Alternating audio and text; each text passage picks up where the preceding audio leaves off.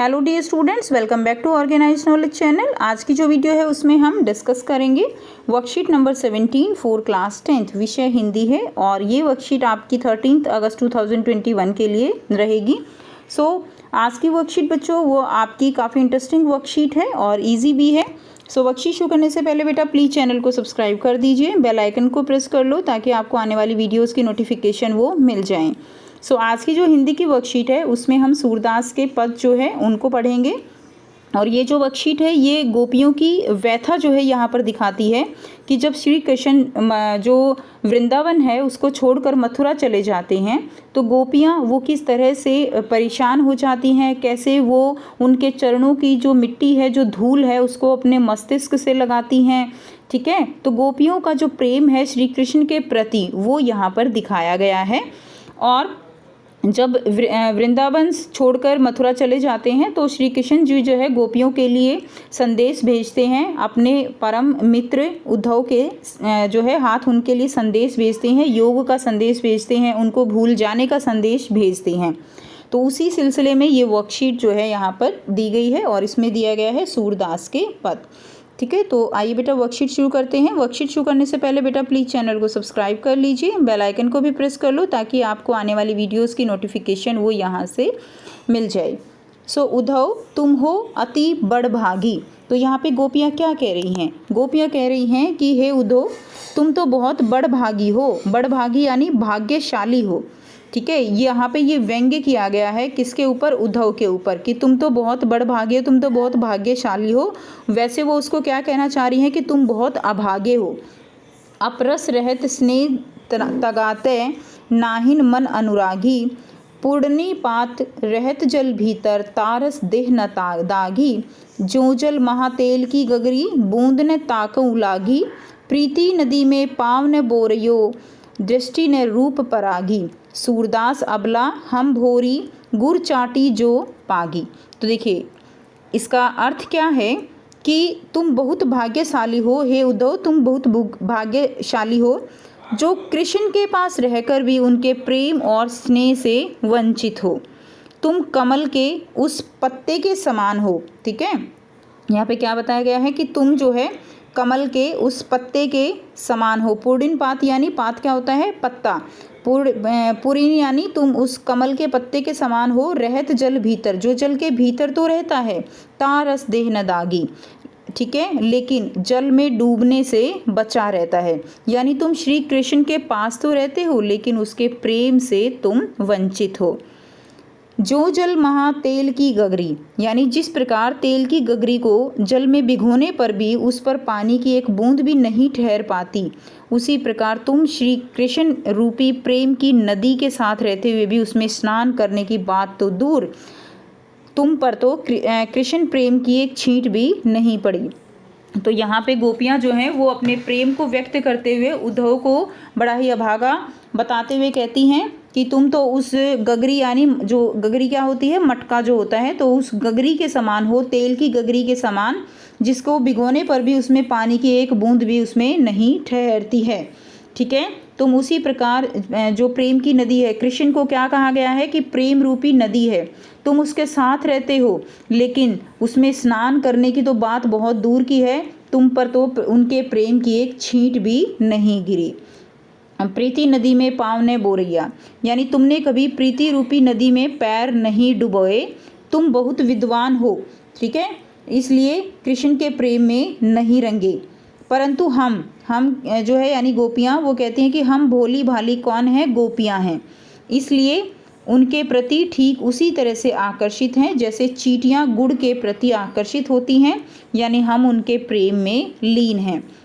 तो बच्चों यहाँ पर जो गोपियाँ हैं वो जो है किसके समान है? वो चींटी के समान है। जिस तरह चींटियाँ गुड़ की ओर आकर्षित हो जाती हैं और उनको उनके गुड़ के ऊपर से छुड़ाना मुश्किल हो जाता है, ऐसे ही जो गोपियाँ हैं वो यहाँ पर कह रही हैं कि हम तो उस चींटी के समान हैं जो गुड़ से चिपक गई हैं। यानी जो ईश्वर है, जो श्री कृष्ण हैं उनकी भक्ति में इतनी लीन हो चुकी हैं कि अब हम यहाँ से जो है यानी अब हम यहाँ से नहीं निकल सकते। तो जो उद्धव हैं वो जो संदेश लेकर आए थे, इस तरह से गोपियों ने उसको अपने मन की व्यथा उसको बताई कि जो तुम हमें योग करने का संदेश दे रहे हो और योग करने के बहाने हमें ये कह रहे हो कि हम श्री कृष्ण जी को भूल जाएं, तो तुम जो है निरे मूर्ख हो। ठीक है। और वो अपनी व्यथा बताते हुए कहते हैं कि तुमसे अच्छे तो हम हैं कि कम से कम श्री कृष्ण जी के जो है हम श्री कृष्ण जी से प्रेम करते हैं और तुम उनके साथ रहते हुए भी तुम उनके प्रेम से वंचित हो। अब देखिए यहाँ पे जो पद्यांश है उसके भाव को पढ़कर निम्नलिखित प्रश्नों के उत्तर देने हैं। प्रश्न 1 है, गोपियाँ उद्धव को क्या कहकर पुकारती हैं? तो गोपियाँ उद्धव को अभागा कहती हैं, भाग्यशाली, शत्रु या प्रेमी। तो बच्चों गोपियाँ जो है वो उद्धव को क्या कहकर पुकारती हैं? वो उसको भाग्यशाली कहकर पुकारती हैं। ठीक है, बड़भागे यानी भाग्यशाली। सेकंड है, प्रस्तुत पद्यांश में उद्धव के व्यवहार की तुलना किससे की गई है? कमल का पत्ता प्रीति नदी, गुलाब का पत्ता बैर की नदी, ग दिया गया है नीम का पत्ता गहरी नदी या तेज पत्ता उफनती नदी। तो किसकी संज्ञा दी गई है? उनके व्यवहार की तुलना किससे की गई है? कमल का पत्ता और प्रीति नदी से। ठीक है, यानी कमल के पत्ते के समान जो है वो पानी में रहता है लेकिन उसमें जो है पानी में डूब नहीं सकता। नेक्स्ट देखिए नंबर 3, गोपियों ने अपनी तुलना किससे की है? चीनी से, गुड़ से, चींटी से या सांप से? तो गोपियों ने अपनी तुलना किससे की है बच्चों? गोपियों ने अपनी तुलना गुड़ से की है। सही आंसर ख हो जाएगा। अब देखिए प्रश्न 4, 5, 6 दिए गए हैं, तो इनके आंसर हम जो है बच्चों 1 बाय 1 करेंगे। ठीक है, तो आइए करते हैं। पहला जो प्रश्न है, गोपियों ने अपने मन की वेदना किस प्रकार प्रकट की है? लिखिए। तो गोपियों ने अपने मन की वेदना को युक्तियों से प्रकट किया है और अपने आप को चींटी की संज्ञा दी है कि जिस प्रकार चींटी को गुरु से अलग करना असंभव हो गुड़ से। ठीक है, जिस प्रकार चींटी को गुड़ से अलग करना, तो यहाँ बेटा गुड़ कर लीजिए। जिस प्रकार चींटी को गुड़ से अलग करना असंभव है, वैसे ही गोपियों को भी श्री कृष्ण के प्रेम से अलग नहीं किया जा सकता। नेक्स्ट देखिए प्रश्न 5 है, किसी वर्ण की आवृत्ति 1 से अधिक बार होने पर अनुप्रास अलंकार होता है, जैसे मधुर मुस्कान। अब जो प्रस्तुत पद्यांश है उसमें से अनुप्रास अलंकार का एक उदाहरण ढूंढ कर लिखिए। तो आपको एक उदाहरण जो है वो ढूंढ कर लिखना है।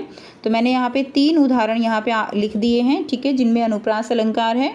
देखिए, नाहिन मन अनुरागी, तो इसमें न की आवृत्ति बार बार हो रही है, तो नाहिन मन अनुरागी, तो इसमें न के कारण अनुप्रास अलंकार है। इसी तरह पुरीन पात रहते, ठीक है, प के कारण, और जो जल यानी ज की जो है आवृत्ति हो रही है, तो यहाँ पे इसमें अनुप्रास अलंकार है। नेक्स्ट देखिए, आप प्रश्न 6 है, गतिविधि है, आपको उद्धव का दृष्टिकोण उचित लगा अथवा गोपियों का? तो किसका दृष्टिकोण आपको ठीक लगा? तर्क सहित लिखिए। इस गतिविधि में आप अपने घर के बड़ों व शिक्षकों की सहायता ले सकते हैं। तो हमें गोपियों का दृष्टिकोण उचित लगा क्योंकि गोपियां जो है वो कृष्ण भक्ति। तो बेटा आपको जिसका दृष्टिकोण उचित लगता है वो आप यहाँ पर लिखिएगा। ठीक है, क्योंकि आपके लिए जो है गतिविधि दी गई है। तो हमें गोपियों का दृष्टिकोण उचित लगा क्योंकि गोपियाँ क्या हैं? कृष्ण भक्त हैं। कोमल हृदय वाली गोपियाँ तो केवल श्री कृष्ण को ही अपना सर्वस्व मानती थी। उनको केवल कृष्ण की भक्ति ही स्वीकार्य थी और उनको योग साधना से कोई संबंध नहीं था। इसलिए वे मानती थी कि जो युवतियों के लिए योग का संदेश लेकर घूमते रहते हैं वे बड़े अज्ञानी थे। ठीक है, तो ये आप आंसर लिख सकते हो। तो ये थी बच्चों आपकी आज की हिंदी की वर्कशीट। आई होप सभी स्टूडेंट्स को वर्कशीट क्लियर है। कोई भी डाउट है आप कमेंट सेक्शन में कमेंट करके पूछ सकते हो। वीडियो अच्छी लगी तो लाइक कर दीजिए, शेयर कर दीजिए और चैनल को भी सब्सक्राइब कर लीजिए। So thanks for watching students, have a nice day.